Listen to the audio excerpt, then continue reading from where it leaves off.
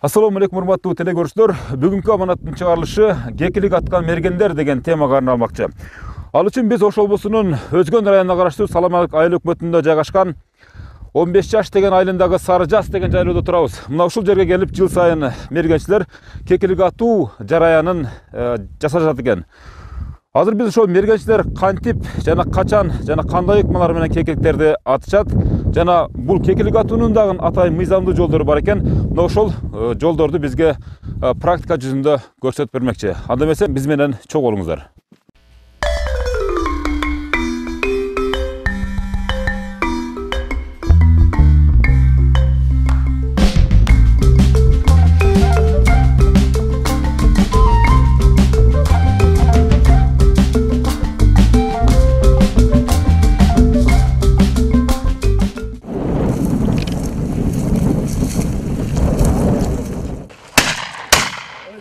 Geldi. Hakikaten arasından gel. Şiperat. Gel. 1977 жылдан бери 3 мартта киргем ушул тармакка. Ошондон бери ушул тармакта иштеп келе жатам. Жылда 5тен болчу. Быйыл кекиликтин тартыштыгына байланыштуу 3тен болуп калган. Ар бир мергенчи 3тен. Эгер жатып мергенчилик кылса, ошол мергенчилик угодага анда 6 кекилик уруксат. Анан жок жатпай эртең менен барып кайтса 3 кекилик уруксат. Азыр мына жер кара болуп кекиликтин баарлар чокут экен. Мына өзүм мергенчилерим менен чыктым. Мен 2 кекилик аттым азыр. Себеби кекиликтер жер кара жакындатпайт узактан. Эгер кар жааганда анда күнгөй тескей болуп өтөт эле да, тескейде кекилик күнгөйгө өтүп кекилик көп болот эле. Азыр чаржайт. Ой молодец, küçüğüm. Al gel. Alp gel. Gel. Ma. Gel. Alp gel. Молодец, alp gel. Alp gel. Молодец, İspan. Al gel. Gel. Молодец, koy ver.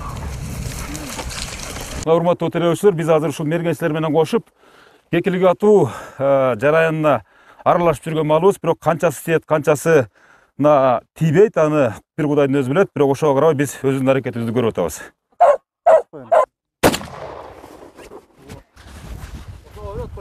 Мен ошо кичинемден ушу мынтыкка кызыккандан баштап эле ит багам.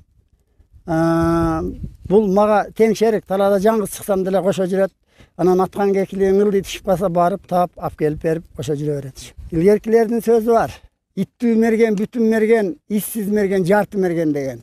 Себеби бул илгертен ата-бабабыздан калган нерсе. Тайган салыш, куш салыш, кушка деле машке салып жүрүшкөн. Машке болбосо учуп барып конгон кекиликти учуруп кайтып куш салганга өтө оорчулук келет. Кекилик кармоодо кыргыздардын көп эле секирети бар. Мен илгерки аксакалдардан угуп жүргөндө илгери мынабы ал чынын менин иштеген ишиме карата менин айтуум боюнча кекиликти мына жазгамал кош баш болгондо сайратышат. Мастек кекиликти талаага капазга салып алып неме кылышат.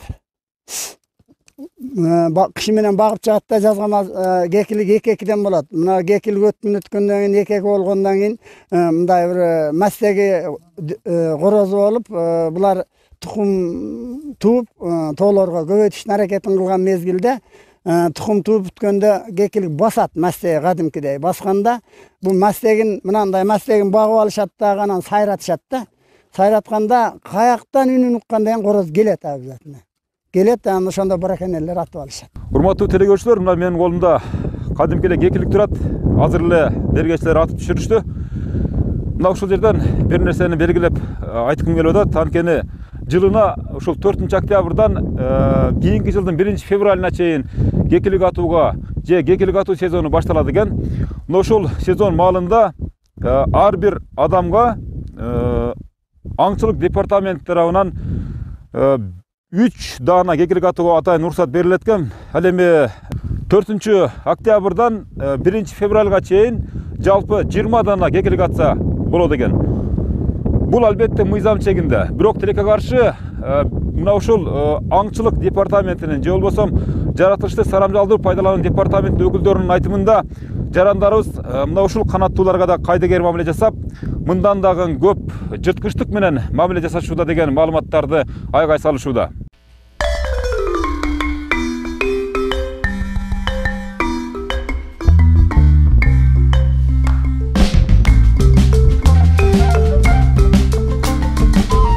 Бул иттин энеси Бишкектен келген, атасы өзгөндө Крускар. Мунун күчүгүнө өзүм чоң айттым. Эми чын айтсам, анча-мынча мергенден улук. Негизи түшүнүгү жакшы. Анан кашкулакты ийинден алып чыгат. Элик кийикке салат. Кекилик ташыйт. Кыргоолду эми Кудайга шүгүр. Өзү негизинен жакшы ит. Эми кимге кандай, бизге сыр деле жок. Буга шашылбаш керек, тездик керек. Анан ичиң кеңири болсо ата бересиң. Кайкылуу болуш керек да негизинен. Бул үчүн атайын дайырттан өтөсүзбү же самоучка дегенде? Муну үйрөтүшөт. Эми чоң аксакалдардан үйрөнөбүз да. Ээрчип мына Ажыматке окшоң кишилерди ээрчийбиз. Көрөбүз кандай аткандарын, ошондон үйрөнөбүз. Тажрыйба алып сек. Атайын конкурс болобу? Жарышаттарбы атайын? Мындай марафондордо болгон мелдешип. Убактысын белгилеп. Мен 2-ни алгам. Бул сезон ачылганда жалпы эле охотниктер ата бербейт, мергенчилер. Булардын ичинен дагы мергенчилик билети бар. Жанакы трудовой участкага иштегендер, мынтыгын жана милициянын уруксаты барлар. Ошолор келип жылда взносты өз убагында төлөп тургандар келишет дагы сезон ачылгандан кийин бизден attестированный карточка алышат, уруксат кагаздарын алышат. Ошол уруксат кагазына биз кайсы жерге чыгабыз десе, ошол жерге биз жазып беребиз. Биз себеби ар бир райондордо экиге бөлүнөт. Департамент охотанын жери, анан обществонун жери болуп. Департамент охотанын жерине департамент охотадан путевка алып, ошо аңчылыкка чыгышат. Анан райондордо заповедник бар, заказник бар, переписный охот хозяйстволор бар. Заказникке мүмкүн эмес, заповедникке мүмкүн эмес. Переписный охот хозяйство бул обществонун жери болот. Ага общество өзү путевка сатат. Обществонун путевкасы обществонун гана өзүнүн бөлүнгөн жерине жарайт дагы, свободный угодиян департамент охотанын жерине жарабайт. Департамент охотанын путевкасы обществонун жерине атууга мүмкүн эмес.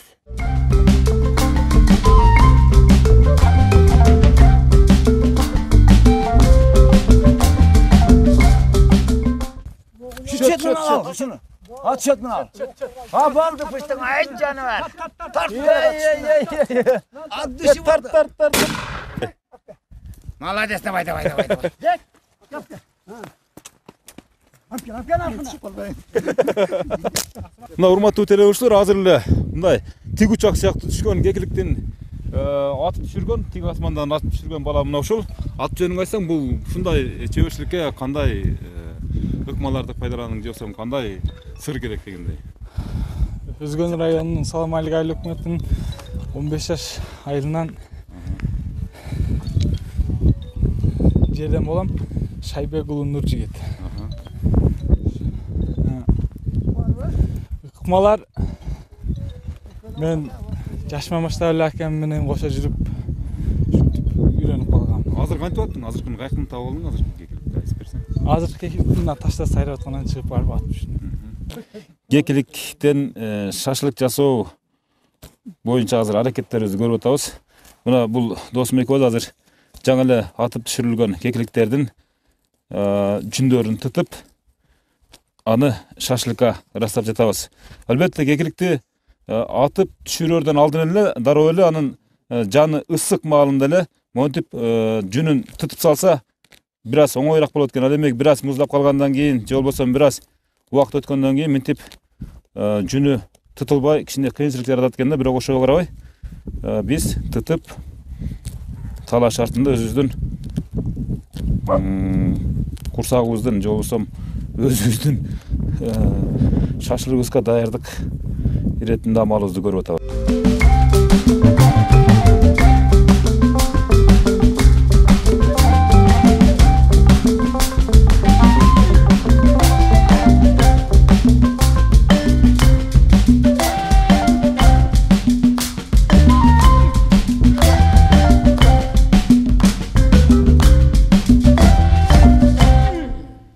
Урматтуу телекөрүүчүлөр, азыр биз ушул кекиликтерди тоого чыгып, тоо таш дебей, аларды кичине атып, кичине баягы кекилик маалында өздөрүнүн кереметтерин, чеберчиликтерин көрсөткөн аңчылар менен чогуу отурабыз. Азыр алар шашлык бышырып, талаа шартында шашлык даярдап жатышат. Биз ошол мына ушул мергенчилердин арасында эң шашлыкты даамдуу жана аябай чеберчилик менен жасаган Артур деген агабыздын жанында турабыз. Азыр мына ушул Артур агабыздын ушул кекиликтен шашлык жасоодогу өзүнүн чеберчиликтери туурасында өзүнүн оозунан сурап көрөлү. Шашлык кылганда сайып колдончу ачаларыбыз. Ушунун негизинен керип алып туруп не болобуз?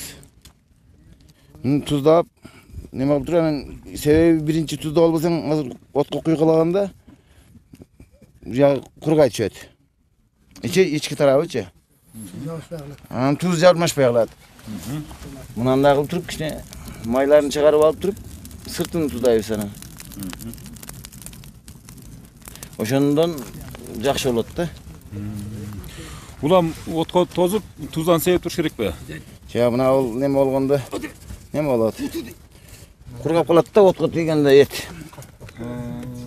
Кескилеп туруш керекпи? Кесип мынандай жерлерин неме кылып койсоң, туз киргидей болот.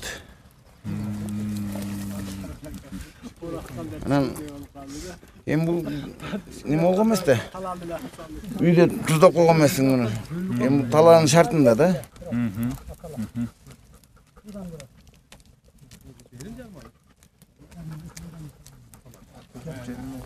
Негизинен азыр буйруса ооз тийгенде көрөбүз.